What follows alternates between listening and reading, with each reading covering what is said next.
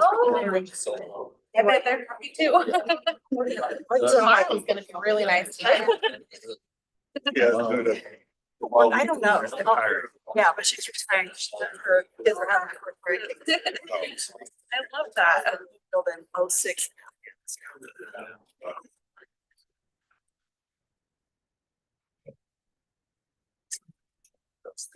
Okay, but it's my son, and he was like, so. I feel so. Oh. You're bringing your son. Bronco. Yeah. Yep. Yeah, it is kind of difficult.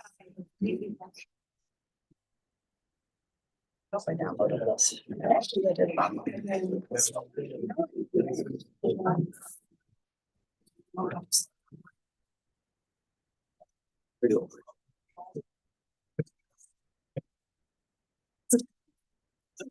Okay, would like to welcome everyone and call to order the study meeting of West Valley City Council this March 25th, 2025. We are beginning at 4:30 p.m. in the multipurpose room of West Valley City Hall. All members of the council are present in person.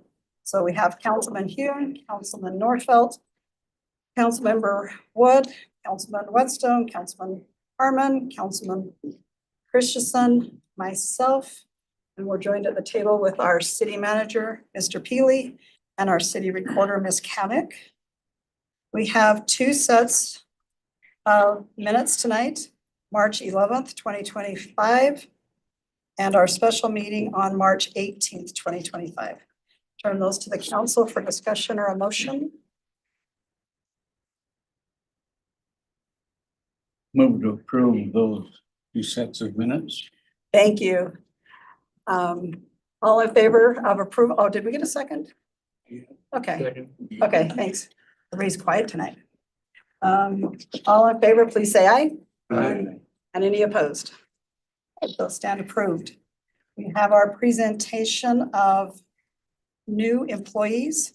So first we'll ask Mr. Bunderson to come up and introduce his new employee.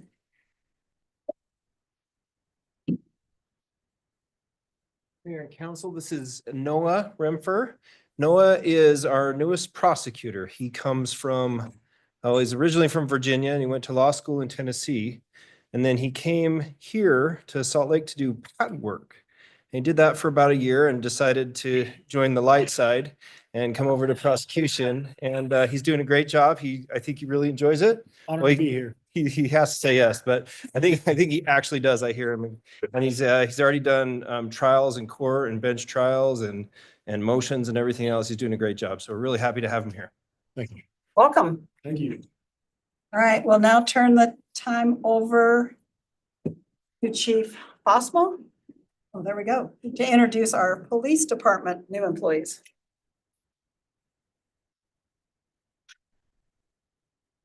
Evening, Council, City Administration.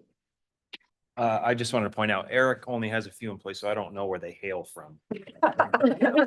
These are three of our new fine police officers. They've all just recently graduated from Utah Peace Officer Standards and Training. Which was about a 4-month program. They did great while they were there, represented us very well. Then they completed our in-house academy, which is about 2 weeks, where they talk about policies and the things, the culture and so forth of the city and the agency. And now they've just advanced to field training. So they're all in phase 1 of field training, which is about another 4 months of training where they get out in the field and work with field training officers. And they switch from field training officer to field training officer throughout that 4-month program. And then once they get through that stuff successfully, they'll be out solo officers on their own in their own vehicle and patrolling our streets. So this is Justin Quinteros, Gavin Shea, and Melky Vasquez. Okay, thank you. Do you want to tell us where you're from? Yeah, they do. Yes. Sweet. I'm from, I was born and raised in Utah, Fillmore is where I was originally from. Then I came down to the Draper area. And then just 2 months ago, I moved over to West Jordan. So Sweet. in the area. I was born and raised here. I am from Davis County. Okay. I'm originally from Honduras, so I've been stateside for about 20 years and then been about in Utah for about 9 or so. And I'm over in the Draper area. Sweet. Well, welcome all of you. Thank you. Appreciate it. Thank you. All right. Now we'll turn the time over to Stephen Calvert, who is going to introduce his one new employee. No, Not here. is his employee? No? Okay. We'll move along to Mr. Johnson. Let him introduce his employees.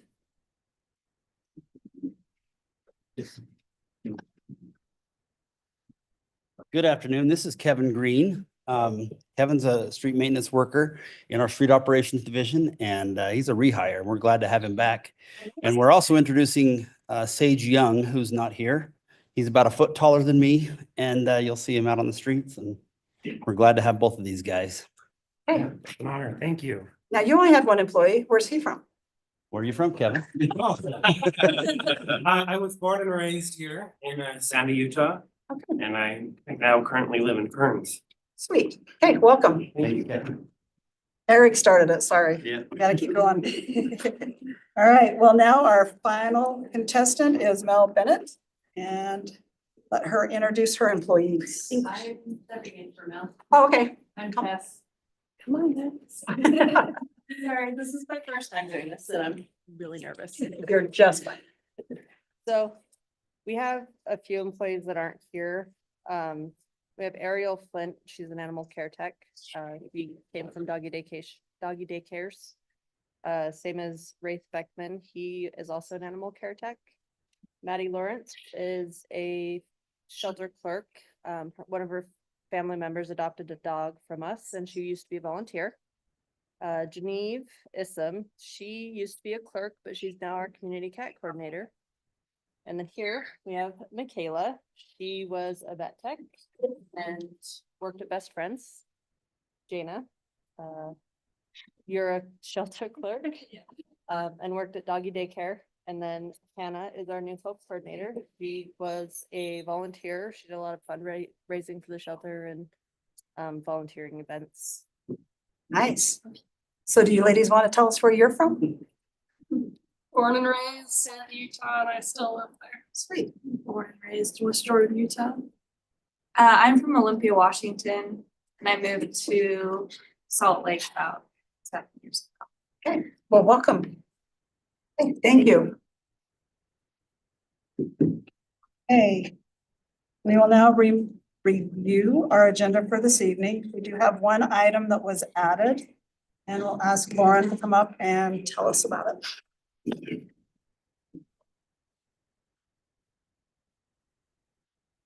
Hi, Mayor and Council. This is a property off of 2200 West. You can see in the yellow, it's about 2.04 acres that we have first right of refusal on. So we have to match $950,000 to purchase this property. And the hope is to either replace Fire Station 75 or make it a park. Any questions? Nobody's won the arm wrestle yet? Not yet. Nope. Okay, any questions? We own the two parcels already. The We own, east and the south, right? yes. Just not the one with the houses on. Okay, seeing no other questions, thank you.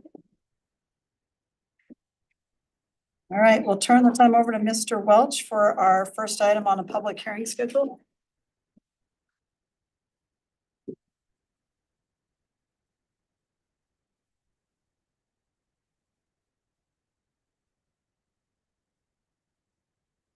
Thank you, Mayor. This is our third of the traditional 4 budget openings that we do throughout the year to recognize new revenue, new opportunities, grants, rollovers, items that are different than the original budget that was adopted.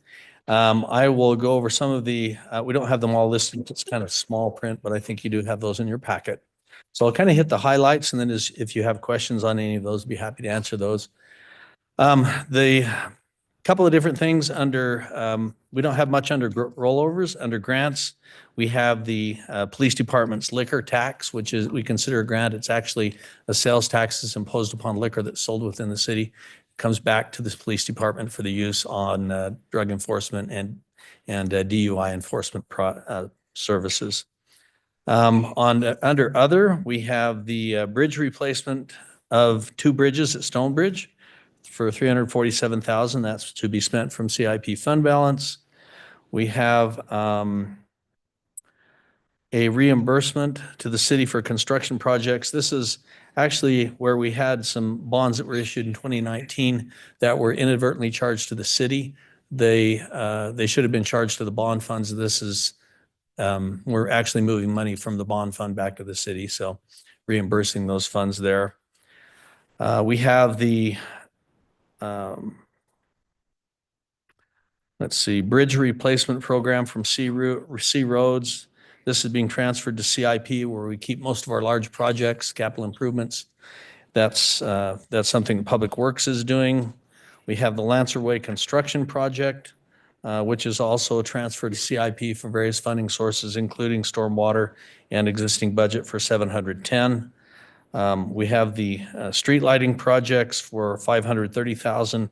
That's also being transferred from street lighting fund to CIP. So they're pretty routine, most of these. On the next page, we have a fairly large one. We have some housekeeping that we're doing in accounting to move assets that were included in the redevelopment agency that are usually held for a future development. When we move those into production, so to speak, whether the city moves them into land that's used for the police station, for example, or for roads or for the promenade park, we have to move those at that asset from the RDA to the general fund, and that's where these amounts and these are recognized. So there's one for $6 million in there, which is actually just a transfer of property to the city.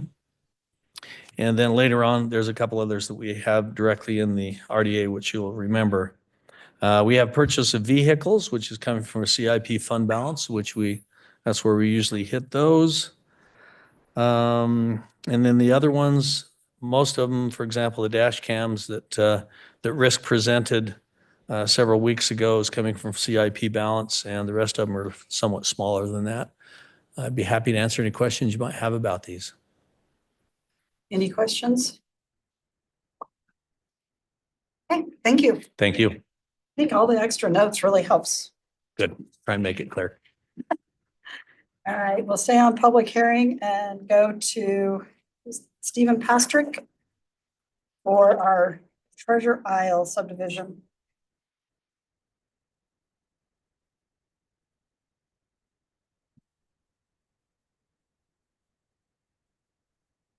When I hear Stephen, I think I'm in trouble. That's what my mom calls me when I know it says Steve, but my brother Steve. That's okay. That is my name, but yeah.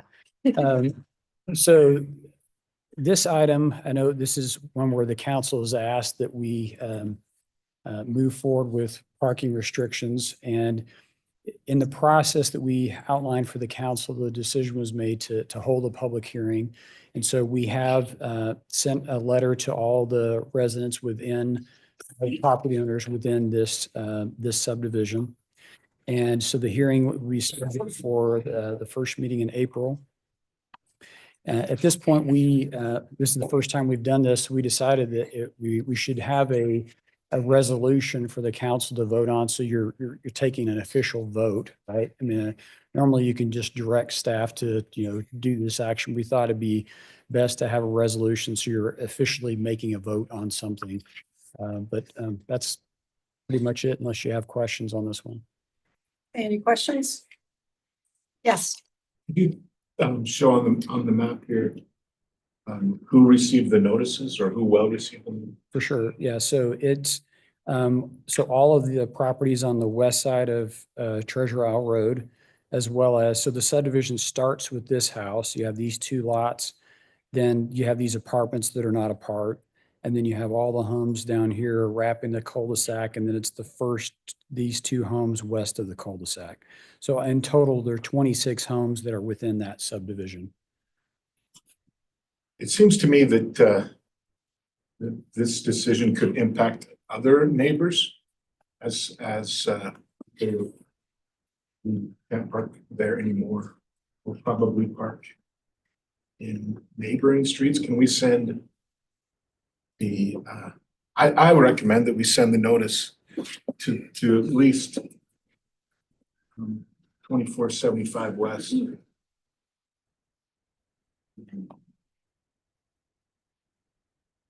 Couple houses north of 3840 and the south side as well. Does the rest of the council agree or? So for a zone change or something on a, most of the time we'll do 300 feet. Correct. Might be a little bit of a overdue, but I agree, at least that first street, maybe the next one over too. I don't know, what is 300 feet? Two streets or just the one? So usually a residential lot's about 100 feet deep, so that Okay. that gives you kind of an, and then the streets are 50-ish, so that gives you an idea of how far that would go. So it'd probably take the right-hand side of that next street as well, if we did the 300. Yeah, so if you're measuring from the road, Okay, we would, if you started from the west side of the road, you'd pick up these, obviously these got it, this one, and I think you would catch Okay. that too. okay. I'm in favor of that. I don't think I have anybody that's saying no, so yeah, let's expand Is it. it enough time to do that? It will affect them, I think. I do. So basically, anything west of the road, like within 300 feet west of the road.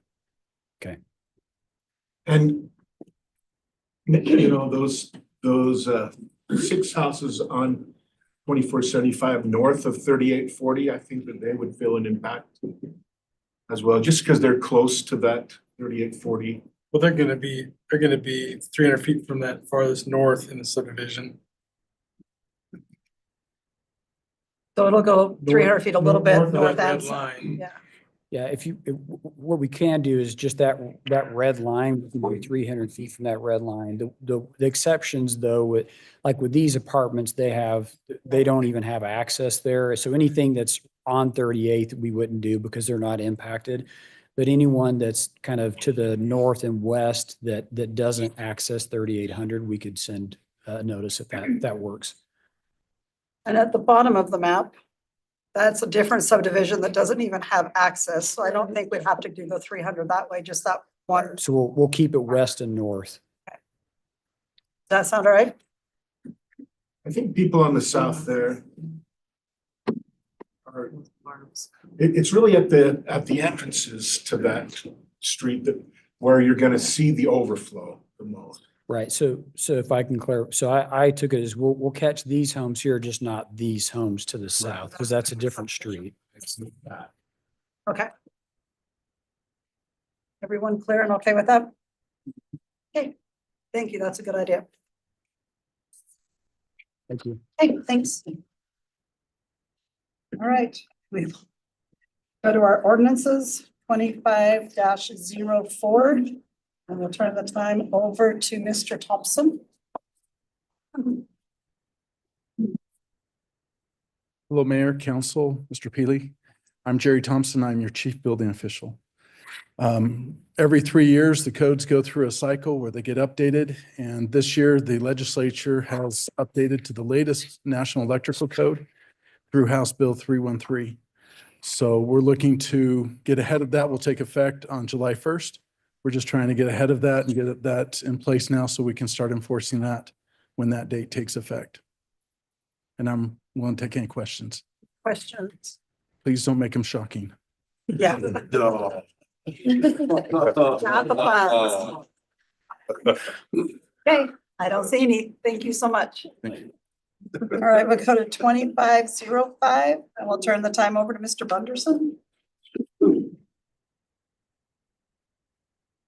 Thank you, Mayor and Council. Eric Bunderson, City Attorney. As Stephen was talking about parking violations, we wanted to make some changes to the parking code. Some for the benefit of the people getting the tickets and some for us. So the first one is for the benefit of the people getting the tickets. We'd like to extend the appeal period to 30 days. That gives us enough time to get the mail and the notices out to the registered owner of the car. And we just think that's fair, that they have the time to appeal that extra time. Second thing is for us, and that is the program that we use. It's called Passport, that prints the little tickets out and does the whole appeal process, adds a service fee. That service fee has gone up. And so what we'd like to add into the language is plus any applicable service fees. And then we would change, as you can see in the slides, we would change all of the fines back to their original amount, because we did have the fees built in before they went up. So it was originally 210, and then we got the Passport program. We raised it to 213 in this example. What we'd like to do is take that back to the original amount and then just have that language that says the applicable service fee would be included in the ticket. And the reason for that is it goes up occasionally, and we would like to not have to come back to the council every time it goes up. It's gone up to about $4.25 now, as opposed to the $3 that it was before. In addition, in addition to that, we made some, oh, I keep going past it. We made this tiny change that was just a remnant of an old code. And we crossed out such defenses are, because that's repetitive in the original ordinance. And that's our proposal. Okay, any questions? So there's a vehicle in my neighborhood who's had a citation on it at least twice. They in that 30-day appeal process? I mean, you don't know, but just guessing. Yeah. They probably would be in that process. I noticed there were multiple tickets you could give, so do they get 30 days after each offense? Yeah, they would. Yeah. So the first one, and remember what we do is we give them a discount if they pay within that first period of time. So the $125 ticket on the first offense is really $25 if they pay it within the first 30 days now. Okay. And then it goes up to the regular amount if they don't pay it. And then it goes to collections if they still don't pay it. And that's usually when people who haven't paid it realize they had a ticket. Is the discount somewhere on the citation? Okay. Yeah. Is it only on the first offense, the discount, or is it on every offense?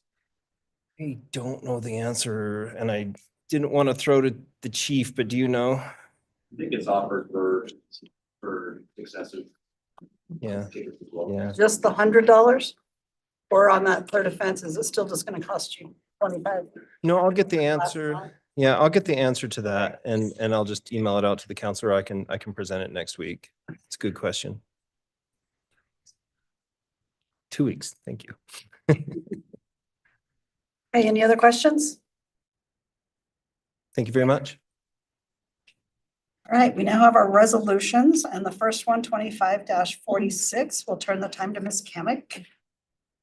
Right, this is our agreement with Salt Lake County for our elections that we'll be holding this year. I'll start by saying that the county has done a bit of a different calculation on how they're charging the cities this year. Normally what they'll do is they'll just give us a good faith estimate that's just basically one number for traditional voting and ranked choice voting. They've reevaluated how they're doing that, so I'll kind of go through and explain how that would look. One of the major changes that they're doing is they're applying a $20,000 non-refundable election fee. So if a city contracted with the county, and this is due in July, so we would pay the $20,000, and let's just say that we didn't have an election, we didn't need an election, it would be non-refundable. I asked why that would be, and they're just saying that they begin their work in May and they just don't want that cost to fall on other municipalities. I would say it would be really rare that we would ever have our elections canceled. I think maybe some smaller jurisdictions that would apply a little bit more. But to note that $20,000 will be subtracted from our final cost at the end. So that's something to keep in mind. Salt Lake County also services 38 different entities, including cities, townships, and service districts. And then just to note on that, the service districts don't participate in ranked choice voting. So ranked choice voting is only applied to municipalities and townships. And then on the next slide here, I'll start to kind of go through what our scenarios look like. So in scenario, this is traditional voting. So this would be if we had a primary and a general election this year. In scenario one, let's just say that every single city, all of those entities participate and have a primary and a general election. Our total cost would be about $227,000, $228,000. That would be our best case scenario. And I already know that that's not going to happen because I know of at least 4 cities that are doing ranked choice. The second scenario would be, okay, let's just say 2/3 of the entities participate and they both have a primary and a general election.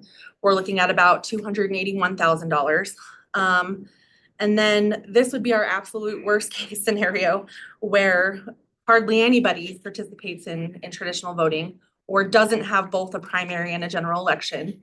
We'd be looking at around $514,000-ish.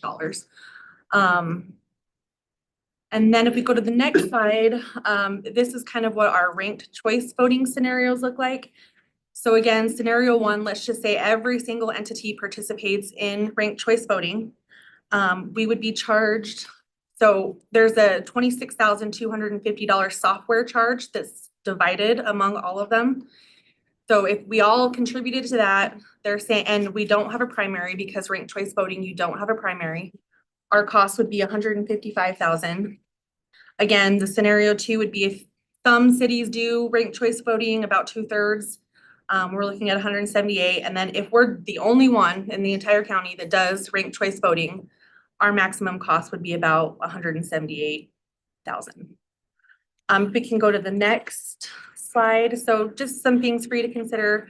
It's rare for entities to have both it's rare for every single entity, all 38 of those, including service districts, to have both a primary and general. Some even end up canceling their elections if they don't have enough candidates. We just don't know that right now. I contacted all of the cities and townships and just said, hey, what are your councils thinking? What are you guys thinking about doing? I heard back 13 of them said that they're probably going to stick with traditional elections, although they were concerned as well about the cost increase, but still chose to stick with traditional. There were 4 that confirmed ranked choice voting. So Salt Lake, Mill Creek, Midvale, and South Salt Lake are going to be doing ranked choice voting. Magna is actually voting tonight on ranked choice voting or traditional voting. And then I just didn't hear back from 5. And then just one other note, our current election budget is $220,000. So most likely we'll have to do a budget opening depending, but we just won't know what that total is until after the actual election, which is kind of the hard part. We don't know what to plan for. Yeah. And then just on this last slide. So if the council does choose to go with ranked choice voting, we have to pass a resolution prior to May 1st. And then the actual election doesn't really begin until August.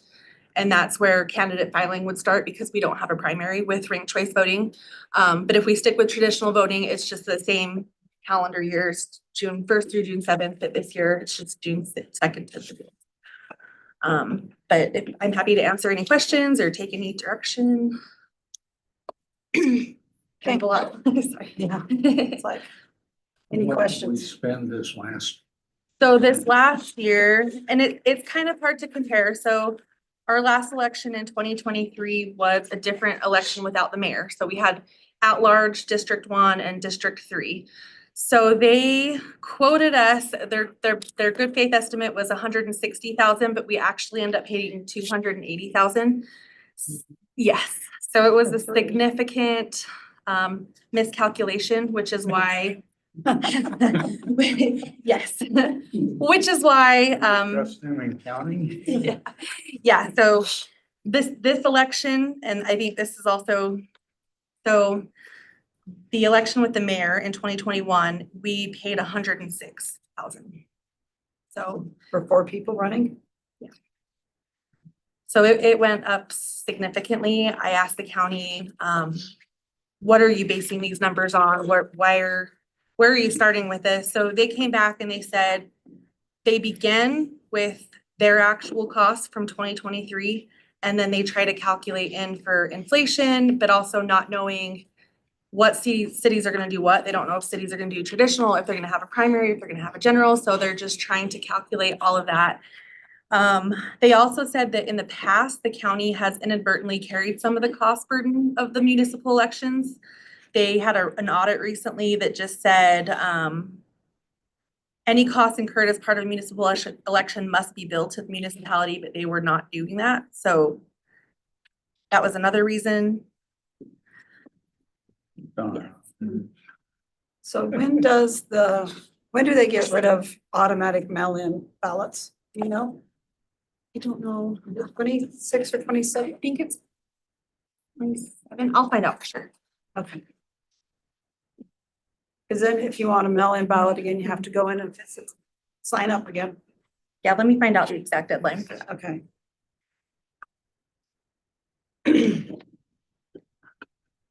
And the other thing, I think part of that cost is gonna be, when Sherry told us before, they were not buying as much equipment because of the mail-in to put in city halls and different places. So it was gonna be less expensive, and now if the legislature is making them go back the other way, they might have to buy new equipment to start anticipating that shift, not knowing how many will sign up for mail-in.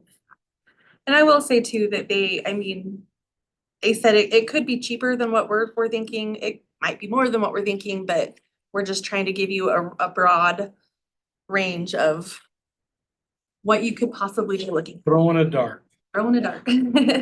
Which is, it's hard for us too, because we don't really know, like, again, what to budget for. We don't know what to expect, so. And would this price be for just one location again? City Hall?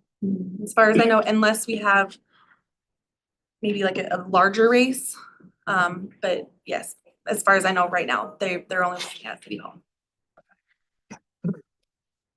Because I was surprised they did that for the presidential last year. It had the one location. Okay, any other questions? So I don't understand. So for this year, has it already been decided to do traditional? Or is that something that we have to decide on? Yeah, if the council wants to participate in ranked choice voting, we'll have to pass a resolution before May 1st. So if we don't pass that, then it automatically Just goes goes, into yeah, traditional. Okay, And we've looked at it a few times and it has never moved forward, so. okay. Just curious. But these prices might give us another reason. Incentive.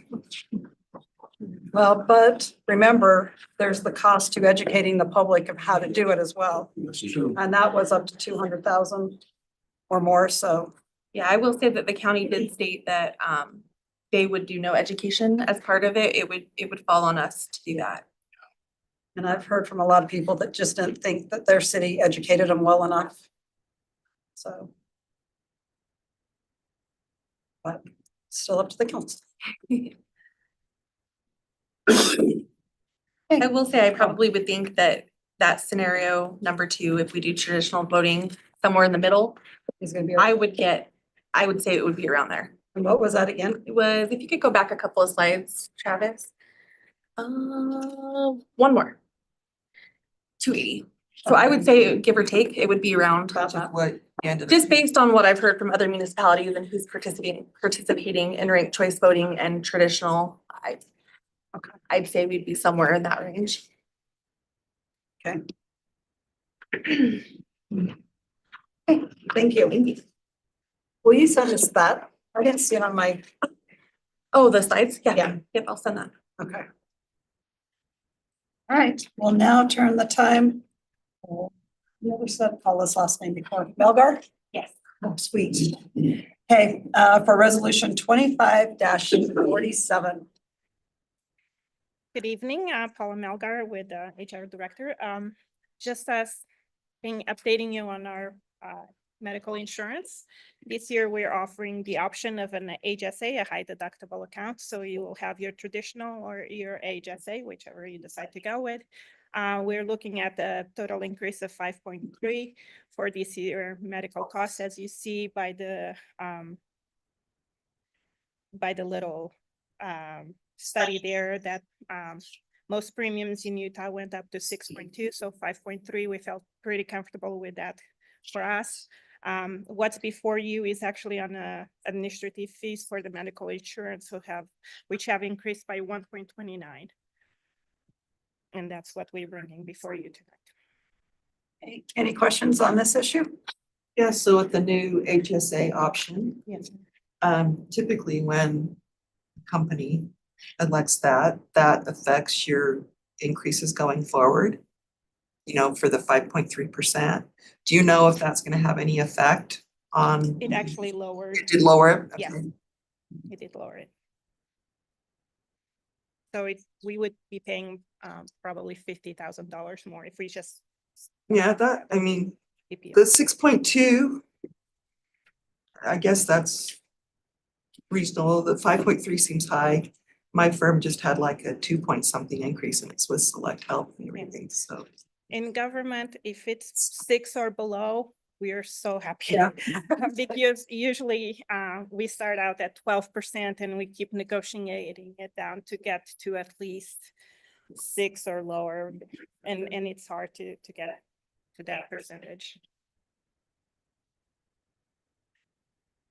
Seeing no other questions, we'll have you explain 25-48.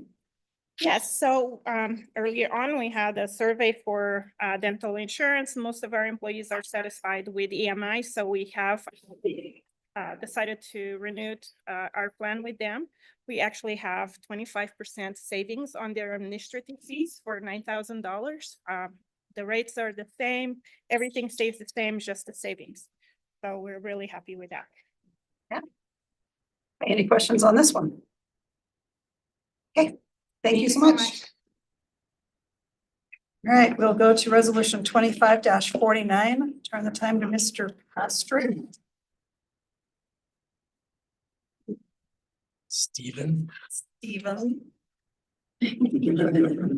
See, my brother gets angry if I call him Steve, so. I may not live that one down. So this is a development agreement with DRH. It's for a new Starbucks restaurant. And the image here on the left is just an aerial image of the block that's directly north of City Hall. And then the one on the right, I know this is a little small, but shows where this is planned to be built. So it's essentially where the Zions Bank was, if you remember where that use was. And before getting into the next slides, really the purpose for this development agreement would be to allow this project to move forward, and that they're asking for a number of exceptions to the code. And so without the exceptions, really this project is not possible. And so I'll explain those here as we go. So this is what is proposed. So they're looking to build a building that would be built right out to 27th West. And it's a little bit unique compared to other Starbucks buildings in that, and I'll show some examples of this, but it's a little bit taller, more glass. So as we worked with them on this, we were trying to have it feel more like, again, an urban type setting and bring the building out to the street. So here's what you would see from 27th West. This is looking more towards the southeast. So you can see there is a drive up that's on the back side of the building. So the drive up window there would be on the west side of the building. This would be the back side of the building. So again, the west side of the building. And then for some reason, the architect drew these at different times of the day, but this is again from 27th West. The view from the 27th. Just for comparison, we showed some different Starbucks locations. So the one top left, Mill Creek, the one top right is actually in West Valley, over by the what used to be the Kmart site where Sage Valley is. So that's 41 in Redwood, that location. South Salt Lake, the bottom right, and then Cottonwood Heights. So it's what they are proposing here is definitely in our view, kind of a step up from sort of the typical prototype, if you will. These are the elevations. Again, I think the renderings do a lot better job of portraying. This is the concept plan. And if needed, I can come back to this, but this is showing that, maybe it's better if I go back to the aerial image for a minute. One of the things that they'll be doing here is you can kind of see, so you have the main entrance here to the block where you have the office tower and the police headquarters here. When Zions Bank was located here, they had this kind of curb bump out, if you will, so that traffic could, slow down and then turn in here. Well, now there'll be no curb cut. And so part of this would be to remove the curb and gutter here and then bring the curb back out to where it matches all of this, if that makes sense.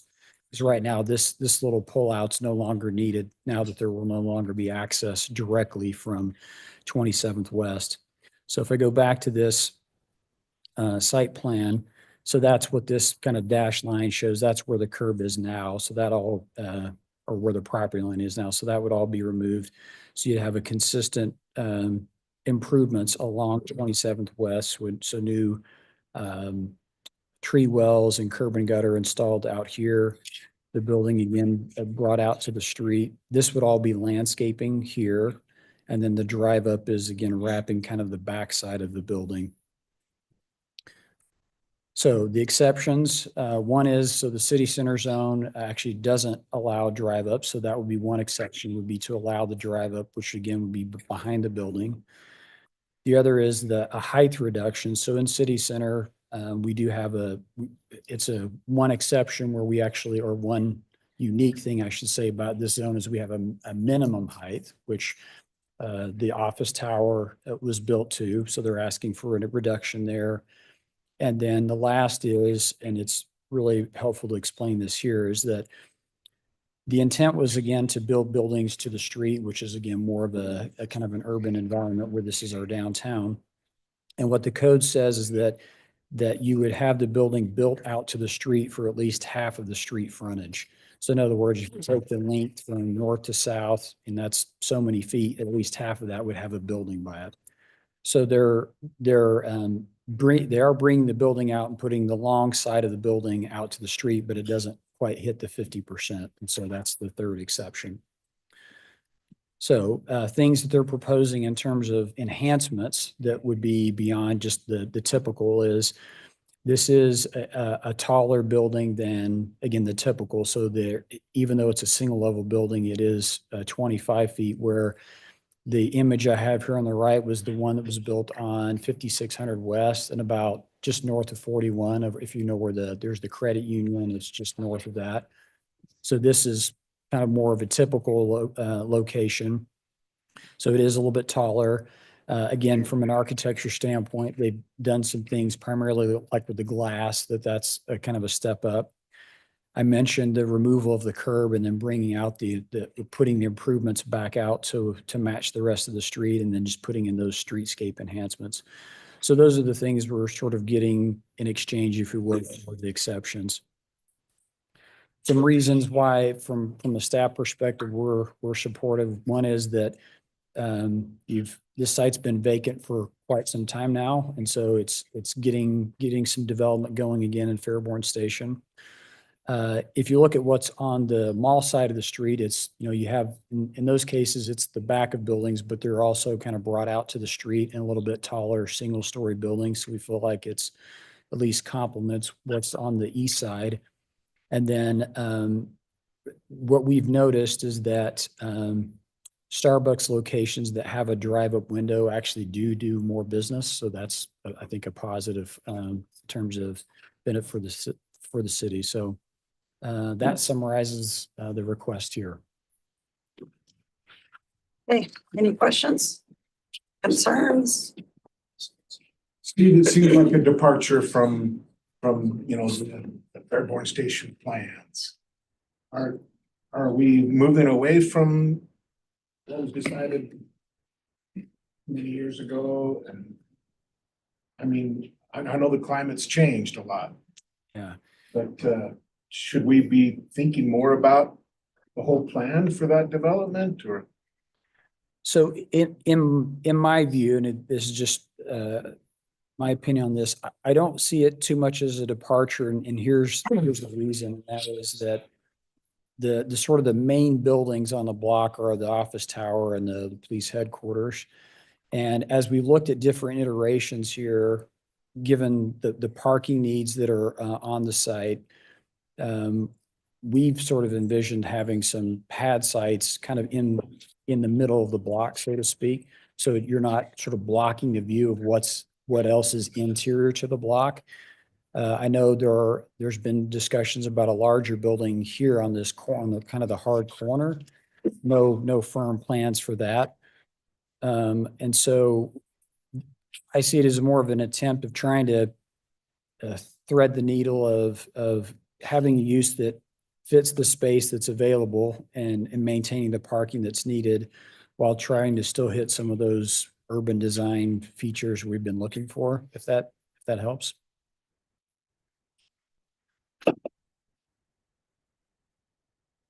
Does this also go to the Board of Adjustments or exceptions or variations? It would not. So with a development agreement, the council has the ability to make exceptions. And so we'd be doing it through the development agreement. Then as far as the height of the building, so the CC zone says a minimum of 60 feet. Right. So how would this affect future, pad site developments? Allow the 25 feet. Right. So if the council is comfortable with this, I think it could make sense in the future to have potentially another pad site north of the main entrance. So in those cases, for those buildings right out by the street, kind of mid-block, I think another exception would make sense there. But for a building on the hard corner, my view there is maybe we try to hold to that and get a larger building on the corner. He said the restaurants and buildings on the other side of the street that are right along 27th, they're same height or? I don't remember, they're similar. I don't remember exactly how tall, but I know in that case they did build taller. So they are single level, but they're a little bit taller than your typical single level building. Can we get the heights of those? Maybe we Yeah. can standardize everything on 27th. Yeah. So that there's a minimum for those pad sites. And with all this glass, putting 2 more stories on an Apple store above it would be awesome. Apple stores that are all glass on the front are beautiful. And I was just thinking that, in 20 years, this is gonna feel like the whole area grew up around it, because we're gonna go higher around it. It's gonna end up being smaller buildings. Yeah. But I think it mirrors the other side. So I was just kidding about the Apple store. Still want one though. But yeah, I just think it mirrors the other side of the road. Yeah. And so to have it so much taller, being right on the street might be a little wonky, but. So that commercial development on the corner, is that under a different zoning or did they get an exception to the height of those buildings? Where the Starbucks is currently? And the Corner. employment place and former cookie store. Isn't that a 2-story there? Yeah, that is a 2-story, yeah. So the zone originally said it was 3 stories, or I believe it was 36 feet. So what they ended up doing is a taller 2-story building. And then subsequent to that, we kind of went bigger and changed the standard. So it met the standard at the time. Yeah, Steve will maybe remember I was on planning commission when the other Starbucks went in that building with the. I really wanted it to be 4 stories, but not everybody agreed with that.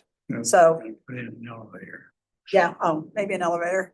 But honestly, I think it fits in with what's across the street. So, yeah. They did give the 8 or more on the others, so I was happy with that. But my only concern is a very selfish one. We need to make sure that the trucks that are 23 feet long can make those turns, those radius. Because I can't go through the drive-through out on 56th in my truck. I can only do it in my Yukon XL. And then I still scrape the tires. So 99% of the time I walk in. 'Cause I like my tires. So if we could ask him to make those wide enough for The drive-through. the drive-through, wide enough that a real truck can go through, that'd be great. And then this does have indoor service, right? Because the one on 56 and 41 does not. It It's does. strictly drive up. Yeah. It does, yeah. In fact, one point I was gonna make, one of the real challenges to this site has been that because, you know, you're always, you have to design it so that the car's pulling up where the driver's, you know, at the window, that's the trick here, is that's why they're making that sharp turn, is so that cars can be coming in behind the building. And it's just given the location of this parcel relative to the entrance is what makes that challenging.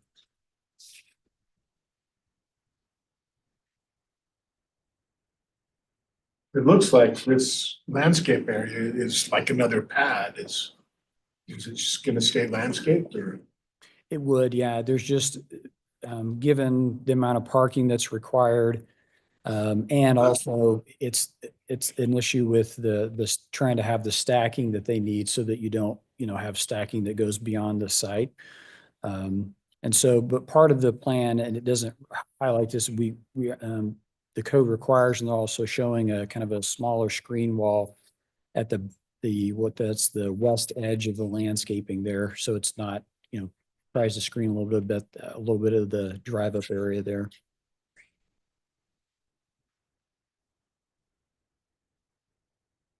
You like the look of the building, so. Steve, can you tell us what that little piece is on the south end? It kind of cuts into the parking. Yeah, right there. Yeah, right there. Oh, that's the dumpster enclosure. On the enclosure. Okay.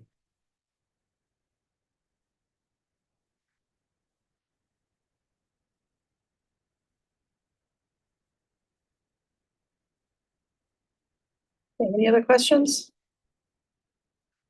Okay, thank you. Thank you. Now we'll begin the Dan Johnson part of our program. Such a part. It's going to be very entertaining. I almost said Daniel, but I didn't know. My given name is Daniel and I will answer to either. 25, 50, 51, 52, 53, and 54. Great. I'm yours. We'll start with the purchase of 4 Ford Mavericks. So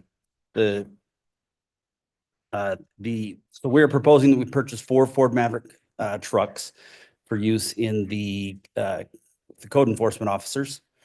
And they are relatively inexpensive. We're looking to really minimize the vehicle for the job, find the most efficient vehicle for the position. And we actually purchased one of these about a month or so ago and put code in them and let them try them out and kick the tires, and it's a good fit. And so here we are proposing to purchase 4 more, and at a cost of a little over $120,000, $121,000. And we're planning to purchase these, most of these, roughly $100,000 comes out of the proceeds of some vehicles that we've taken back to auction. So we propose that as a budget opening to fund some of these, and then a small amount will come out of the existing fleet replacement fund that's still unprogrammed. Is upfitting just the branding? Upfitting is decals and lighting, some safety lights so you can pull off the side of the road and have some better visibility. I think I mentioned once before that it would be great to have the tracking on the code enforcement like we have on snow plows, so that we can confirm there's coverage. Yeah, that's something we can certainly discuss, but that's something that can be added to a You know, vehicle at that any costs time. per unit. The cost per year, not off the top of my head. I mean, what we'd use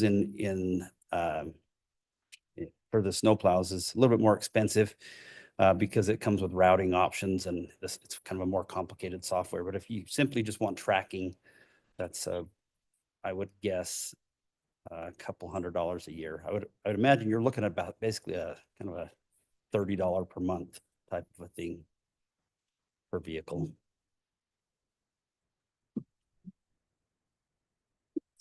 So is this going to be the move to replace all of their trucks eventually? If Other this- vehicles? Yeah, if this ends up meeting their needs, then there's no reason to buy a bigger vehicle. They may have a different function that may need a larger vehicle, but we'll try to make that assessment with every purchase. Any other questions? Okay, let's move to 51. Thank you. This next one is an amendment to an existing lease agreement we have with UTA. So you may recall in 2023, we executed a lease agreement with UTA to lease this property that's just west of City Hall near the bus hub. And they're doing a bus hub expansion onto that property that we leased to them. And we also leased under that agreement. So we leased a portion of that property plus some right of way. And when we executed that agreement, we had $510,000 in the lease agreement for the value of the property. But that was the value of that was the appraised value of the property just here at City Hall. And they requested to us that they also submitted, they actually had an appraisal for the value of the property that's in the right of way that we're leasing to them for their stations on 2700 West that were not included in the lease agreement. And so what they're hoping is that you'll execute this modification that adds the value of the leased property in the right of way to the total value that we've leased to them, taking the total value up to $605,000. And the reason that they've requested this is they end up using these as matching funds for their federal grants. So it doesn't cost the city anything, but it formalizes the acknowledgement of the increased value that was not included in the first agreement. If that makes any sense. Any questions on this one? Okay, let's go to 52. Great. Thank you. This one is, feels a little silly that we even have to bring this to you, but we bring this $2,000 agreement to you because it's an intergovernmental agreement and all of those have to be executed by the council. So we've actually been working with UDOT. They're going to be installing a new, we call them pedestrian hybrid beacons. It's the Hawk traffic signal. It's a pedestrian traffic signal at Garden Gate Drive on 3500 South, just west of 60th, about 6180 West. And so they are doing this because there's an existing school crosswalk that crosses 3500 South. And we requested of them that the traffic signal mast arm and poles be black powder coated. We're going that way with all of our traffic signals generally. And so we made that request and it cost $2,000 as a betterment. And so we bring that to you for your consideration. Any questions on this one? They'll still have crossing guards and stuff. Yes, they will. Regular school. Yeah, they will. And those pedestrian hybrid beacons work great. We have a really high compliance rate with them and we really like them as opposed to even better than a reduced speed school zone.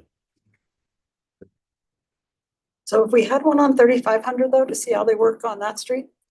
Have we ever installed one on 35? I don't think there is one on 3500 South. There is one on 40. There are two on 4100 South, 3600 West, but not on 3500 South. I imagine it'll function the same. The benefit you get from these pedestrian hybrid beacons is you get some pedestrian protection outside of the school crossing hours where anybody can push the button and get across the road. Yeah. I'm just thinking when it's first installed, you might want to have PD out there for a bit. Sure. Because you just automatically drive. Yep. Auto driving, not. For sure. But the benefit with these is that those red lights, they definitely stick out and generally do a good job. So. He is at this location frequently. You'll have to watch. Okay. That's good to hear. Thank you. Great. Okay. This P3? Yep. This next resolution is a resolution to execute a construction contract with Pronghorn Construction in the amount of $827,000 plus to do roadway improvements on 6800 West, just south of 3500 South. So you may recall there's a development that's being built on the east side of 6800 West, just south of 3500 South. And that developer will be building roadway improvements on the east half of 6800 West. And if you've been out there, before any of this work started happening, you may recall that there's kind of the existing public road that was paved on the west side of the road. It was a narrow half width of road that was used for subdivision access. And then on the east side of the road, there was kind of another road that was separated by a ditch. There was a ditch in the middle of the road. So we essentially had two roads that were parallel one with another. One, the east dirt road was kind of for just private property access. And so with this property developing on the east side, it kind of created a need for us to do improvements to match what was happening on the east side with the existing improvements on the west side. And so that's what this construction contract is. It doesn't go all the way to 3800 South. We still have undeveloped property further south on the east side of 6800 West. And we anticipate one day that we could likely see some changes. And the road is still closed. The 6800 West still has the gate on it at just south of Orchard, just north of Orchard Elementary. And this project does not fix that situation. That's just kind of the next phase of what would have to happen out here. But what's that? And Orchard's getting close, yeah. So there's a lot of things changing out there but this definitely is the first phase of us kind of reacting to development and getting a road out there that's going to work for the property owners. And this is the Milne property This, building on this? no, this Who is is that? not. Oh, it's Larson, I believe. it's the Pierce. Pierce. It's the Pierce property, yeah. Yes, it's the Pierce property, and I believe it's a senior housing property, yeah. Yep. Are there questions to this on this issue? I would like to commend our engineering team for really responding rapidly with the development. You know, with the need that came out, they did a great job of putting together a design and being able to respond to this. So, any other questions on this 6800 West project? Now there's another one. Now we have another 6800 West project a couple of miles north at just north of Parkway Boulevard. You'll recall we have about 80 plus acres of stormwater detention type property. We call it the wetland park. Parks has been doing some park improvements to get public access to the property, but we also have some additional work that needs to be done to actually keep the flood water on our property and to give us some maintenance access to existing drainage facilities that we actually can get in and clean. This flume right here it's a concrete flume with an open 12-foot wide structure with concrete walls that is completely, it's getting a lot of silt over. It's probably about 20 years old and it's had a lot of silt. We don't have any way to clean it. So this project gives us access to clean that flume out.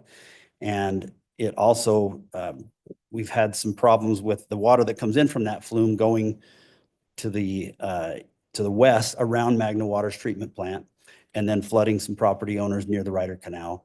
And so this also does it does improvements on the access road, the Magna Water access road, to increase the size of the pipe that'll allow the water to go where we want it to go and to keep it on our property. And so this is a construction contract. We're recommending to award this contract to MC Contractors, the amount of a little over $337,000 and authorizing the department to spend no more than $365,000 on potential change orders. Okay, any Any questions questions on here? this? So if they went to the 360, what would that be a percentage of the change order? This one would be, what are we, roughly 5%? Can't do that math in my head. But Okay. 10. it's 10, okay. Okay. Yeah, so, Yeah, 30 and. yep. So, and Kobe can correct me if I'm wrong, but when he calculates that recommended authorization amount, he's going to take into account the risk and the potential for change orders. And usually when we're working underground, putting pipes in the ground, that we have a much higher risk when we can't see everything that we're up against. I believe on the overlay projects, you're normally in the 5% range. So, Okay, I was gonna say 5% is usually yeah. acceptable. Okay. Any other questions? Okay, thank you. Thank you. Okay, we have our consent agenda. There are typical easements, deeds, purchase agreements. We also have appointment of 2 new individuals on the Healthy West Valley Committee. Any concerns with those? And just a side note, there's 7 people short on the Clean and Beautiful committee. If you know of anybody that wants to be on Clean and Beautiful, 7 or 9 members short, so. How many people are usually on that? I think we can have up to 17. I don't know if Craig's there.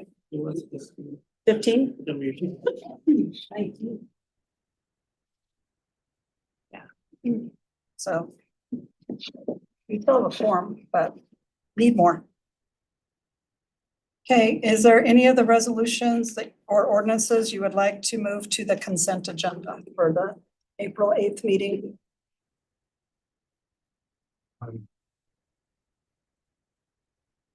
think the National Electrical Code. It's pretty standard.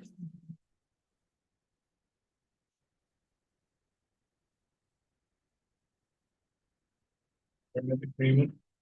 The $2,000 betterment.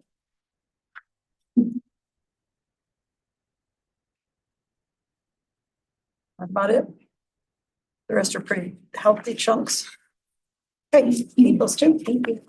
All right.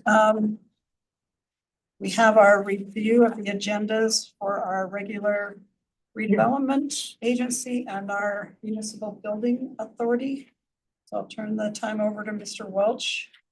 He's got a piece in both of those, and then Mr. Johnson can help him on the building authority.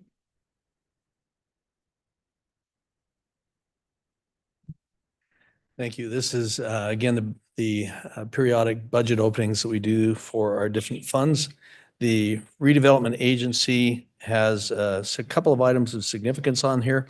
One that we didn't talk about before is the sale of the hotel for $32 million. When we sell a property, it actually shows up in expense regardless of whether we get money for it or not, because that's how we liquidate the property. So that's what this does. It cleans up our books and gets that off of our books.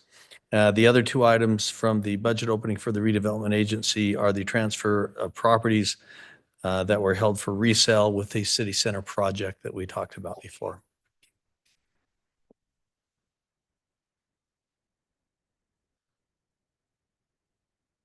Any questions on those 2? So the 6 million was for the Fairborn Station, and the 3 million was right off of land held for resale. Where's that at? That included lands that were part of the Grangeville Medical, part of the hotel properties, other city center projects, including the Promenade, and then some of the ICO properties too. So it's a house cleaning up of a bunch of different Things properties. that have already happened, basically? Correct. They've all taken place. Not seeing any other questions? Building authority? Okay, for the building authority, this is also a kind of a redo of what we discussed on the general fund. There's the reimbursement of construction costs from bond funds that are coming back to the city. Should have been put there to begin with. And then there's also a transfer of funds from the building authority that should have been in CIP for a ladder truck that was acquired through a lease. Okay, any questions on this agenda? Okay. Thank you. Seeing none, do you want to stay up there in communications for fraud risk assessment update? Certainly. Thank you very much. I guess we didn't have we got a slide with that one. Okay. Mayor, Dan, we just have a brief Dan item. has something as well. It's just brief related to the UTA agreement that we Sorry, talked Dan. about earlier. You're on your way up there. We shut you in. I should have mentioned when I was here earlier, that the same agreement with UTA, the lease modification, it also encumbers a portion of the property that City Hall sits on. And so it brings the municipal building authority into the need to sign the agreement. Okay, any additional questions on that one? Okay, thank you. Thought about asking Dan to do the fraud risk assessment. That would have been fun. Where's that, Daniel? Okay. The state auditor has asked each of the municipal entities of the state in an effort to reduce the possibility, or at least the risk of fraud being committed amongst public entities. And part of that initiative, they put together this fraud risk assessment. Most of you are familiar with that. We do this every year. We presented that to the audit committee and we've discussed each one of these items. They're fairly detailed and they're based on good accounting principles, auditing principles, and ways that we can identify and tighten up our processes so that we don't have opportunity and reduce the risk of fraud. So in the previous years, we've pretty much given ourselves a perfect score. We've implemented everything that we feel like is reasonable to detect and to prevent fraud with regards to our purchasing, with regards to cash handling, reviewing our books, separation of duties. And this year, they have changed a little bit of the definitions, and I felt like we needed to kind of we didn't get a perfect score on that. And the reason is because the definition of having a full-time internal auditor has been defined by the state auditor as having somebody on staff that is their only duty. And there are pretty specific requirements for that individual. We felt like that was probably something that we didn't need to do, is add additional staff, that we do have the controls in place in virtually everything else. We also have those reviewed by our independent auditor and the audit committee on a fairly regular basis. So in order to have that perfect score of 395, we would have to hire someone to bring in-house. We didn't feel like that was worth it to do that. And we will certainly remain vigilant and will certainly remain on guard to make sure that we address anything as it comes up. So we feel like there's pretty good controls there. And the audit committee reviews those. And with that review, I think we're doing about everything we can without handling the transactions all ourselves. Okay, any questions on this issue from Jim? Okay, thank you. Thank you so much. Okay, we'll turn the time over to Ms. Young for our dog park discussion. It was a council request.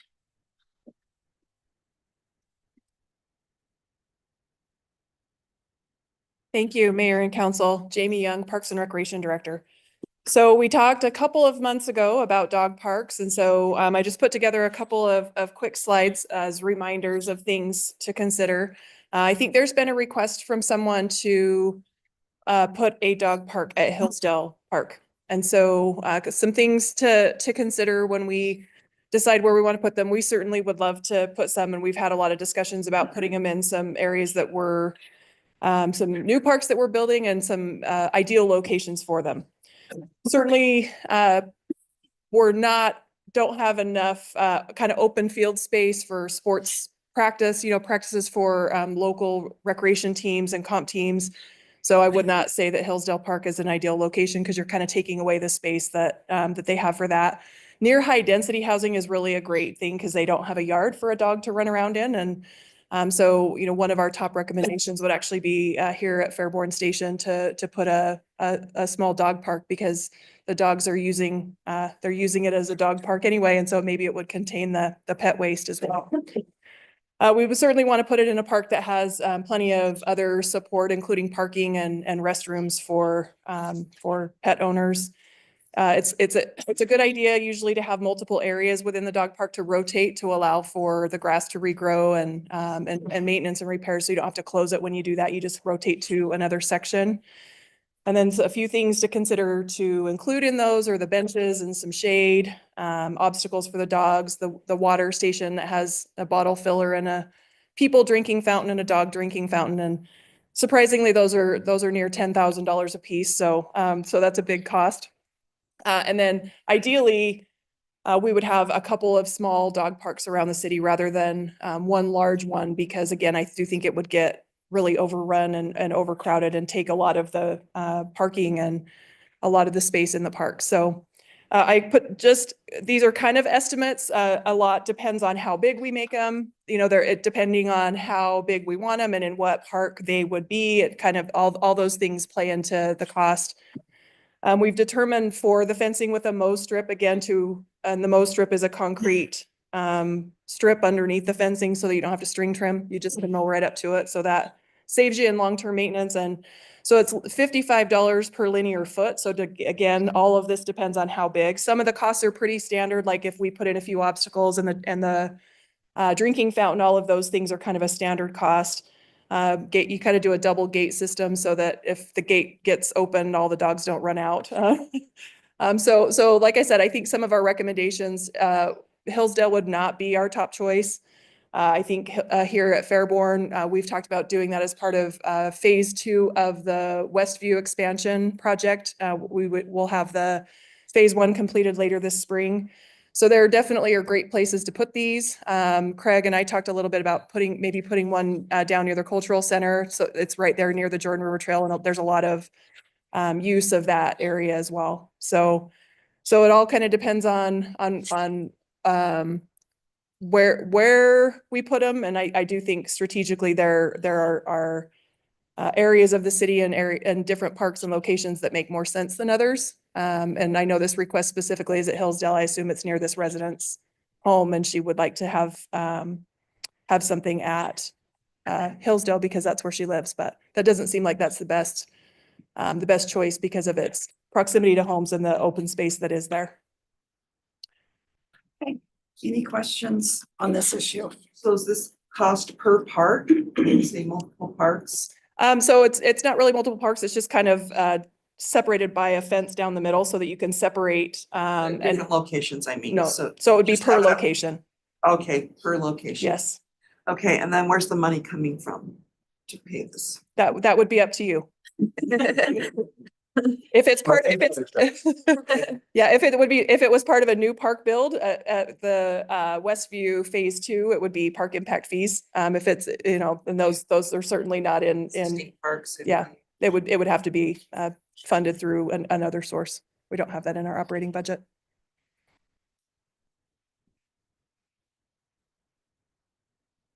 Okay, seeing no other questions, thank you so much. Thank you. All right, station area plan update. Mr. Pastrick.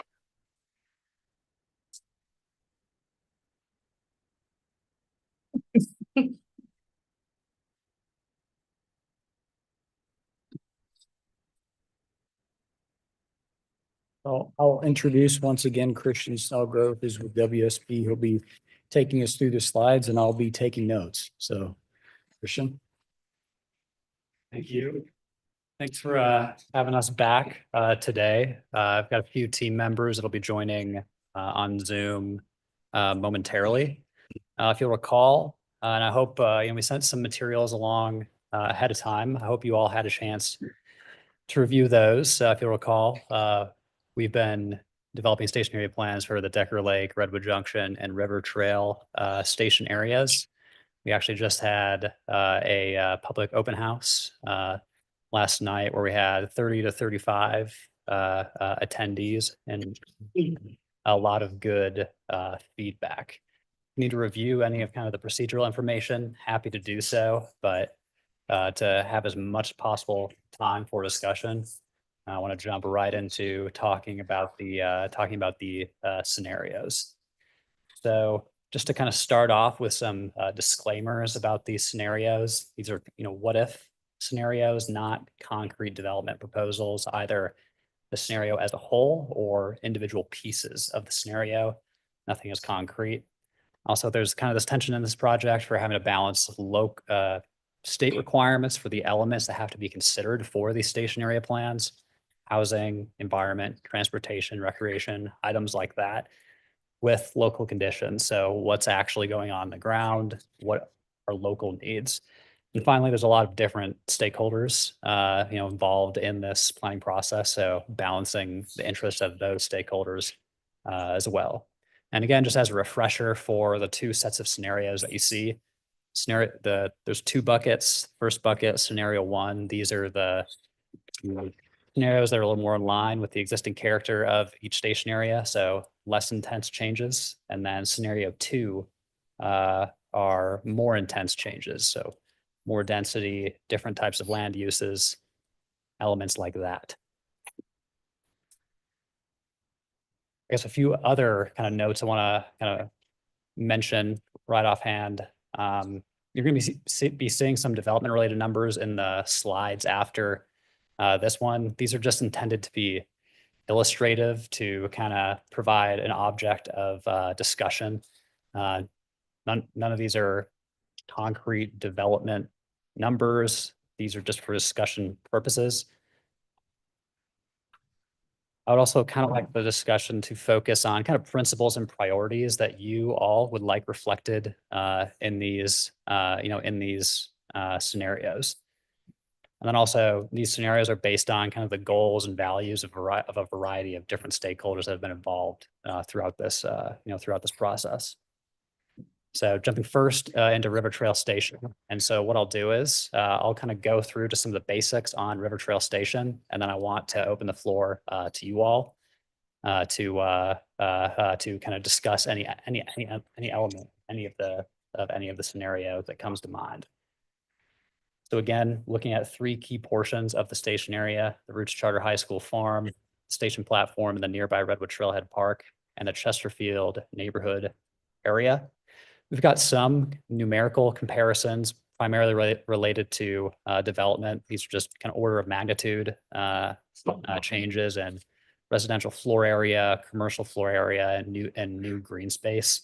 Just going to pause just for a moment here, just to kind of take in kind of just some of the high level comparisons of the two River Trail scenarios.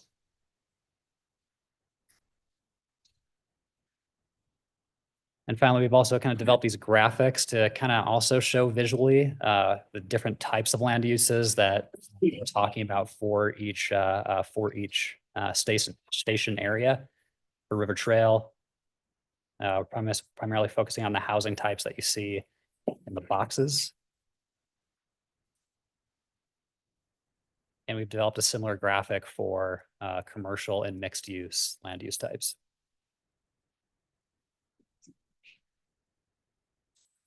And again, just want to pause on the slide to actually see an example of what some of these different types of land uses look like in practice.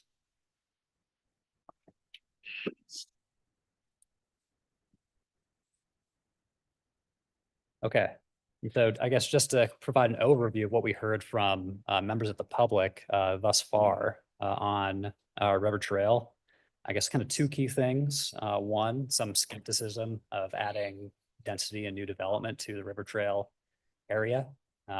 People like kind of the agricultural, rural feel of the station area, and that's something that they want to keep. We also commonly heard requests and concerns around speeding and kind of a feeling of a lack of safety for bicyclists and pedestrians. So with that said, kind of looking first at scenario one for the Roots Charter High School farm, major focus on small lot, single family, and townhomes for the types of development.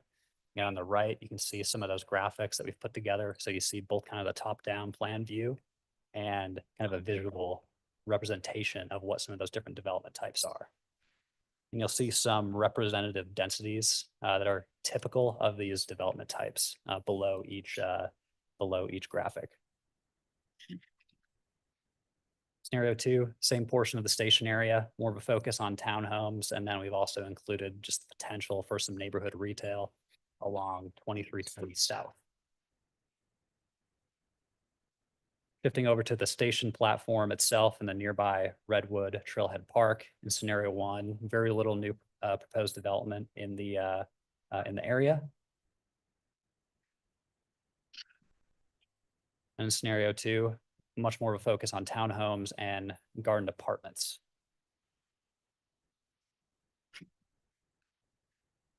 Finally, moving down to the Chesterfield neighborhood. Again, you don't see anything on the on these two maps at the moment.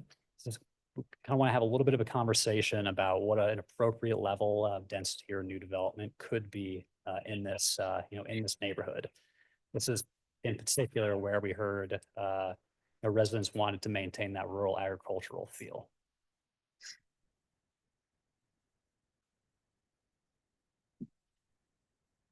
And that was from the people that came last night? That's right. Okay. And then I'd say most people that attended the open house last night, good bit of them were concerned, River Trail residents either in the Chesterfield neighborhood itself or kind of just outside, people that are concerned, what does this mean for my community, my neighborhood? And did you send anything specifically for them, or was it just on Facebook or social media that they got the invite?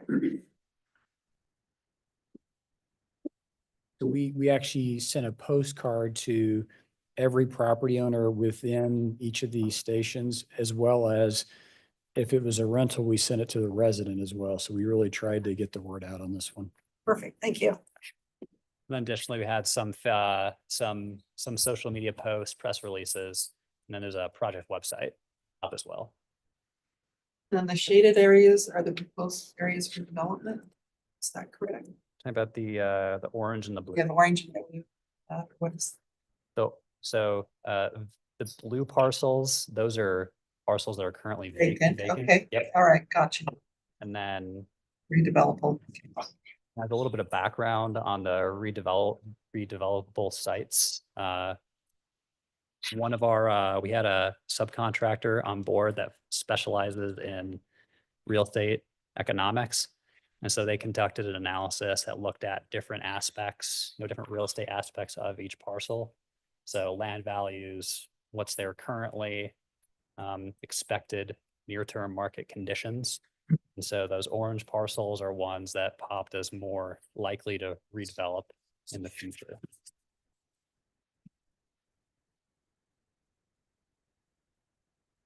And this is just what I was mentioning about some of the different possible levels of density in the Chesterfield neighborhood. We have kind of the existing on the left, an example of kind of a moderate density added through flag lots and kind of alleys, different treatments like that. And then on the right, that full scale townhomes, new redevelopment.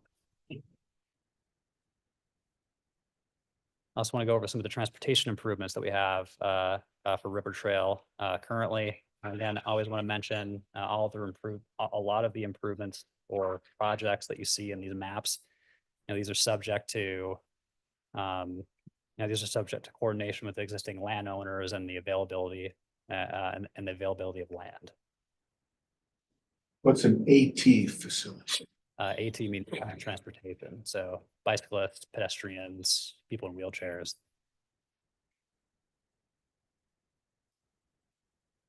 So just a few items to highlight, just alongside potential, new development or redevelopment, finding opportunities for new street grid connections throughout different portions of the station area. Along 2320 South, if you'll recall, this is where we heard some concerns about speeding and kind of lack of safety from a bicycle and pedestrian standpoint. Finding opportunities to add new bike and ped facilities on 2320 South. This is looking east towards Redwood Trailhead Park right now. And then on the top, you'll just see kind of the extent of where we're proposing some of these treatments. And then on the bottom, these are just examples from other cities of kind of different options for bike lanes and pedestrian and sidewalks and kind of integrating the two.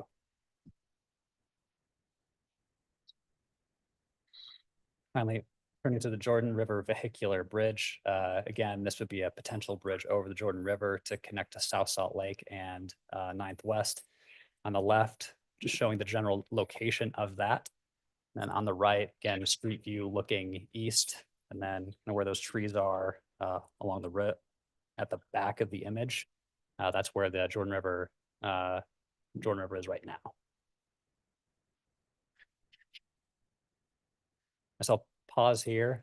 Any kind of questions, concerns, or thoughts on anything I've shown on River Trail? I'm happy to back up to any slide that I need to. Just a comment, I think I mentioned this last night, but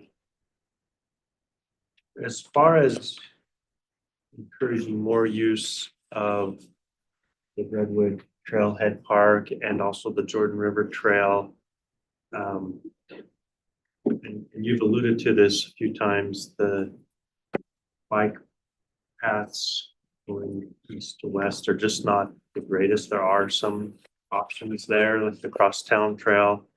But I think if the roads were strengthened, that would increase usage there. And then also for those that want to drive there, there's not a lot of parking options once you get to the trailhead or to the park. Just a couple of thoughts there, and then I do like scenario 1. Within scenario 2. And then kind of the access to the park, definitely something that's been a focus for us, as you mentioned, along 2320 South. And we had a conversation last night about finding ways to add lighting or kind of just different things. Town trail a little more, a little more welcoming, kind of depending on the time of day. Absolutely.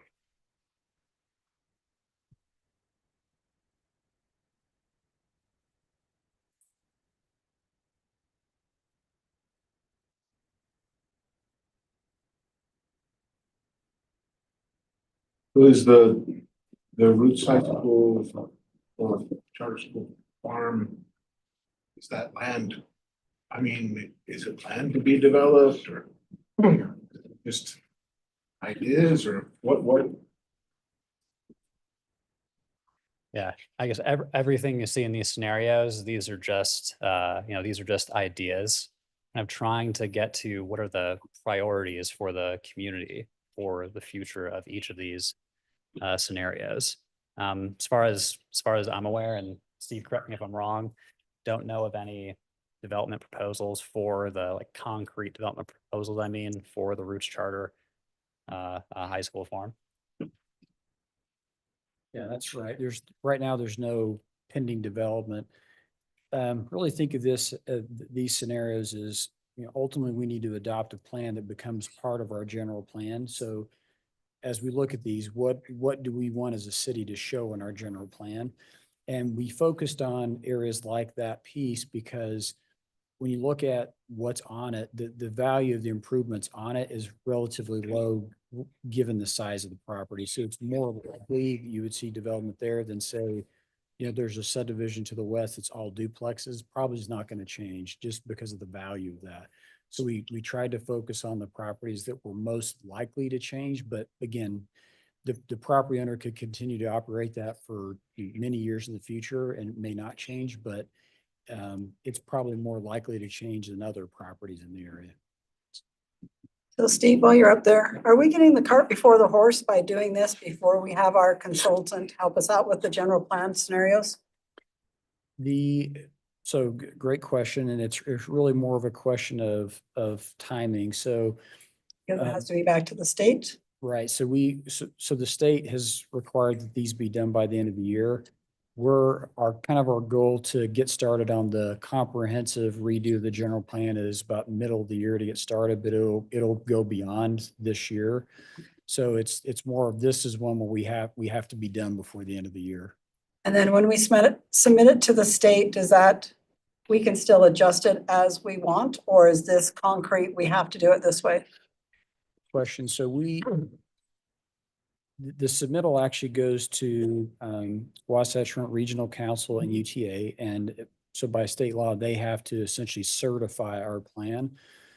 Once it's certified, I don't know that state law outlines a process for updating it, right? So that'd be something maybe we can look into. But from what I recall from reading the law, I don't think it spells out once it's been certified if there's a process to recertify or if we even have to do that. Or amend it, we can just change it at will. Yeah, that's a good question. But that's something we can look more into. Okay. Thank you. Thank you. To that question, the newest development on that end is with the amended stationary plan legislation from the most recent session. There is a 5-year not update of the plan itself, but providing a progress report to WFRC and to the state. But that's as far as the new legislation goes, just providing a progress report on implementation of the stationary plan, that is. So implementation, not if we want to amend it. Once we do our general plan study, we decide this doesn't fit in with what we really want to do, we can amend it in those 5 years. Again, not sure about that specifically. Yeah, if we get an answer to that, that'd be helpful.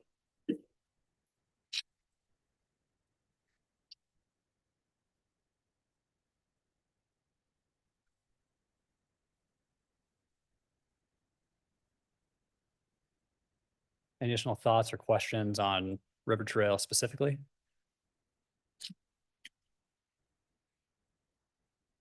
You might have one. Trying to say new seat, but it's not gonna work. Sitting on the edge of my seat. So we'd really love your thoughts on preference here because again, to get the project finished, ultimately, we do have to have a plan adopted by the council. So we're not here today to ask you to adopt this. We're not ready yet, but we'd love to bring something to you that can be adopted. So any feedback you can give us now is that way we can make sure what we bring you is not out in left field and that it's something you can support. So. Yeah, I think the option one is a good option for the people in Chesterfield. Like, it says about 35 people, last night. And most people I talk to, they, you can see that they don't have a sidewalk and they like kind of the way they are right now. So option one may be the better than option two for them. Because they don't want sidewalks is what I've heard in past meetings, correct?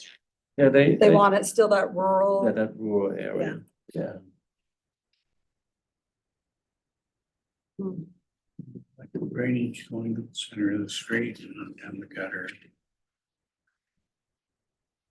So it looks like we have Roots Charter High School, then we have the station platform, and then we have the Chesterfield. So we're after our preference on each of those areas. Because you have scenario 1 and 2 for each of those, and they're different. Right. I mean, we would love it. So we'd look at Roots Charter High School. Do we like scenario 1 or scenario 2? Is that what you're after? So I guess to provide you a little bit more info kind of on how the planning process, we're planning for it to go. So we got 2 scenarios right now. Eventually we need to select a preferred scenario, which can be a hybrid of the 2 scenarios that you see right now, which, and again, to answer your question, if you have an overall preference for either scenario in total, would definitely like to hear Oh, that. I see. So scenario 1 for the whole site. Right. The whole station plan. Or if you like scenario 1 for Chesterfield, but you like scenario 2 for Roots. That's right. You could do that. Okay, gotcha.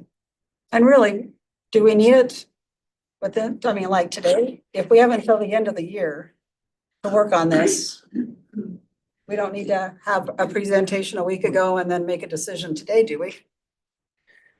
So there's just a few sort of practical considerations for us, and that is we are getting to the end of the contract with the consultant, and so there'll come a point where their contract amount is out, and so then it's then just us kind of taking it to the finish line. So would love to finish it with their help if we can, is one sort of practical thing.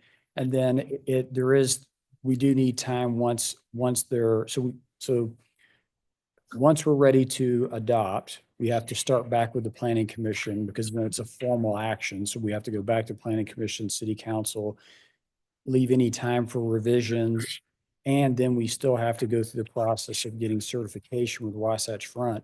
So, there's still several months worth of work that have to happen before the end of the year, if that makes sense, on our process, as well as the certification process with Wasatch Front. I'll add to that is, what we also don't want is, for you all to adopt the plan and then to submit it to Wasatch Front Regional Council and for them to not certify it, and then have that butt up against the requirement to have this done by the end of the year. So what would their objection be from us telling them what we want to do in our city? Are they smarter about our city? Great question. I'll speak candidly on this one. They are getting pressure from the state and the state is basically wanting cities to do more density. They're not being shy about that, right? And so while Wasatch Front is a collection of cities, they're also getting pressure, and essentially the issue is that if legislators are saying if cities don't do enough, whatever that means to them, then they may require us to do more. I mean, that's basically what we're being told. So, Right. and so yes, we still get to decide and what happens in our city. But then the legislature then decides if that's enough. So I guess what I need to be able to make a decision is to know what the overall density is with all the higher density we put down in that area already. I think for this internal part of Chesterfield area, I don't know, it's a little bit more industrial where Roots is. I don't know that Roots will ever change ownership. So I don't know if we want to stay with high density, but we've already got so much down there. It kind of takes away from that rural atmosphere they want down there.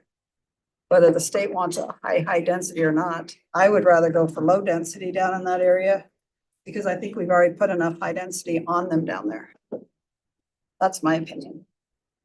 And you know, I'm always in favor of little small shops within subdivisions so that you can run over and get a gallon of milk at a little family-owned shop, so.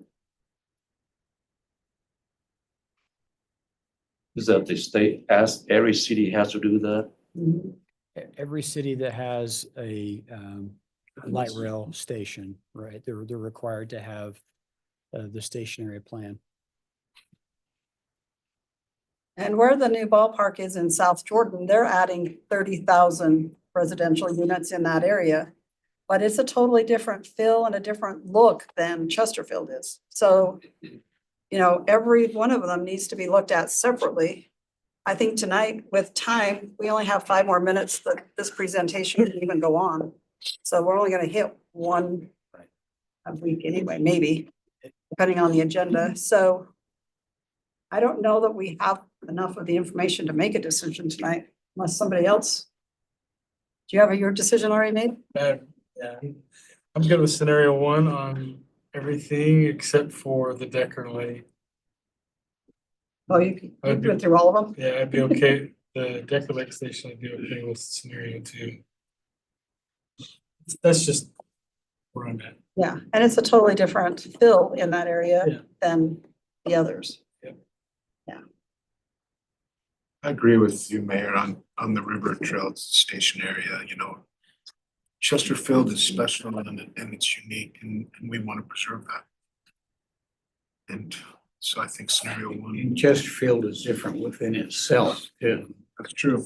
Now, by the actual station, it's a much different feel than out in the residential. Yep.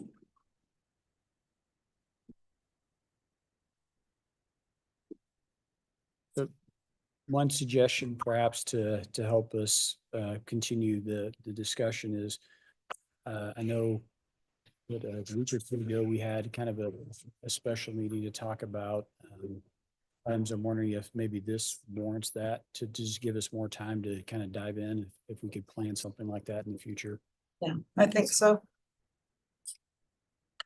Because if you're looking at hard decisions, I think 2 presentations is not enough, and literally a field trip might be more appropriate as well. Certainly arrange that if that's the council would like to do that. That'd be helpful to anybody else, because if not, I can just go. I mean, I went down 2320 just within the last week, so I know what's there, but it's still just getting that feel. I was going with a different purpose. I was going for a sandwich at Apple Spice. Did you all know they sell right out of their store? Yeah. They have a sit down and everything. I didn't know that. Found it out though, and the sandwiches are still just as good. So, yeah, I think we need to look into those, maybe send out an email and see what people's preferences are. Yeah, I think meeting on one of our off weeks would be good. Yeah, I don't see a problem there either. And then when we have presentations, so 90% of these slides were not on our slides. You know, we just have a very abbreviated. I don't have that streetscape picture anywhere on my slides. Should be the same. Yeah, it should be the same. Oh, so am I not on? We had, so there was a PDF that was just scenarios, but then there should be a PowerPoint that has all of the slides. Okay, so I only looked at the one. Okay, so I'll start over anyway. Sorry, we were thinking the PDF was helpful just to kind of compare just the scenarios, and then the slides have all the background information. Okay, so that's my bad for not opening both of them. I just opened the second one. Sorry. Mayor, if I can just clarify, so are we looking at a field trip as part of that meeting or are we That just might have to be a thinking? separate one, but I would send out a text or an email and Okay. see who thinks Who which wants would that? be. Okay. Decker Lake, I know backhand, but to drive around Chesterfield more than just my go get a sandwich and come back out.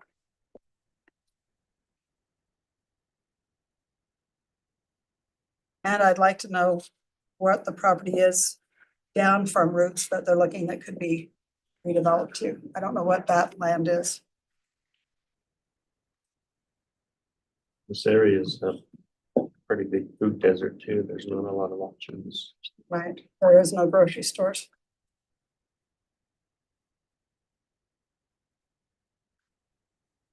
Are there any groceries from 3,500 north to 201 in that area?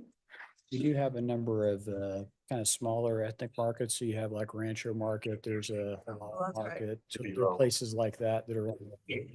And do they take care of everything? You can get your milk, your eggs, I think Rancho does, yeah. has everything? Okay.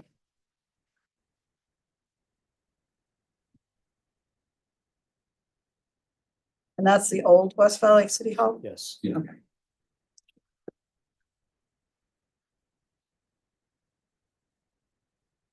Okay, It's not exactly a. Shopping market. A walking Yeah. Walking distance. radius to get to it. You have to go across 35 or Redwood Road. Some parts of, you know, where people live there in Chesterfield, it's clear over by the tracks. It's a bit of a walk. Okay, well, we have need for more stuff, so we'll probably shut this down, and then if we can find out what the council really needs to further make hard decisions. We'll follow up. Thank you. Okay. Thank you. Thank you.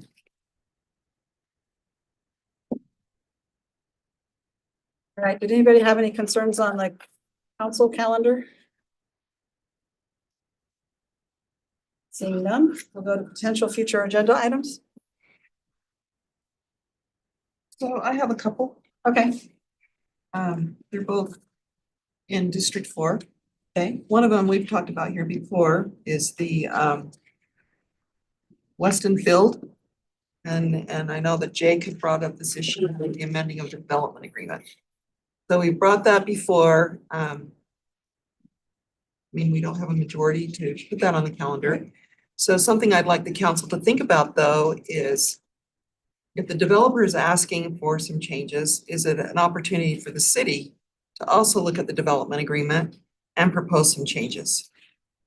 So that's what I would propose is that, I mean, typically we wouldn't want to make a development agreement less than what was originally agreed upon and recorded. But perhaps there are other issues that we're now seeing, such as our boarding houses and our rentals. And I know the Redwood Drive-In, the council eliminated basement entrances and I think we could do without a homeowners. I talked to Steve before the meeting.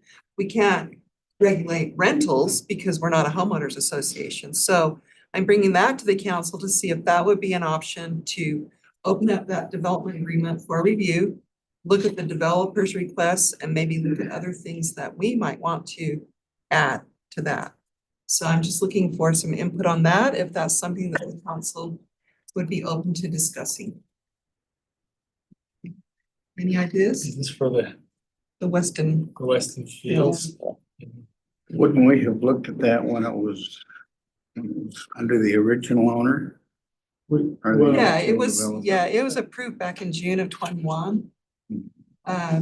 But the current owner of the properties brought some concerns. And, you know, I'm just proposing that we open up for discussion. And if we're opening it for discussion, are there some other things that we can look at to add to that development agreement? I don't know. And maybe legally we can't. I have no idea. Well, my problem with revisiting it is he knew what the development was when he bought it. He knew what the development agreement was when he bought it. The property. Right. And so I don't really want to start that hill or that downward slope of revisiting every development agreement. Oh, right, I understand. And if we gave any concession, I would probably want more from him than he's gonna get from us for the time in that, so no, we don't have a park in that area. No, we Take don't have a three park. lots and turn them into a park. I mean, And that'll go to my next item. we don't have a park in that area. Oh, a park in another area. But that's my issue is if we get into the weeds too deep, I think it'll just take forever and it'll probably cost him more than it won't. Well, But that's again, just my yeah, opinion. just I bringing just don't that- want to open up something that we have to do now on every development agreement that they come back and renegotiate. Especially where he bought it knowing what it was. But that's just my personal opinion. I met with Barry months ago. And I felt like I was open to the discussion back then. I've been out to his site. I've thought about it 6 ways to Sunday. And I've come to the conclusion that I'm not interested in reopening the development agreement conversation. I've told him that, and so that's where I'm at. Okay.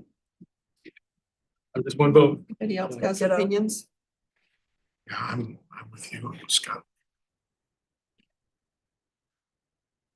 I've talked to him and I've talked to all of his representatives that have been on the phone with me Yeah. and on email with me and everything else. And they haven't convinced me to reopen. Okay.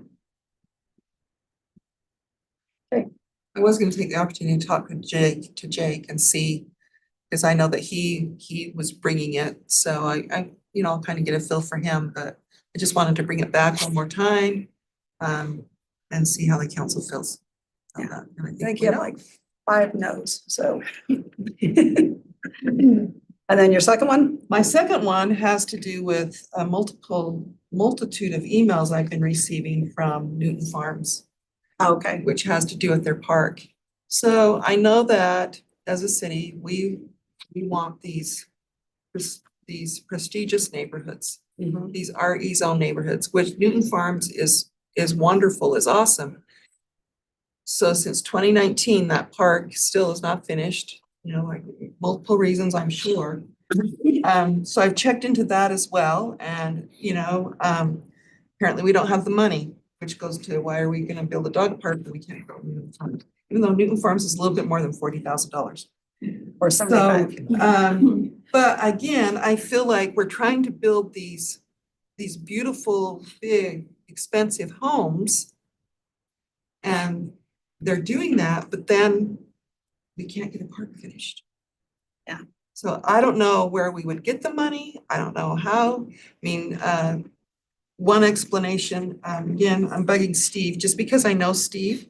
So he's my go-to, because I know he'll answer me and he won't yell at me. But, you know, he talked to Jason in Parks and said, it could be another 46 years before we have enough money to build that Never waited park. 46 years to build a park. 46. Oh, 46. I think you said 46. I'm like, So if we no. go even 4 years, so from Yeah. 2019, that's almost 10 years. Mhm. And I think that's not a good look on the Right. city. So there's a subdivision in my subdivision development that was built in 2005, Maple Meadows.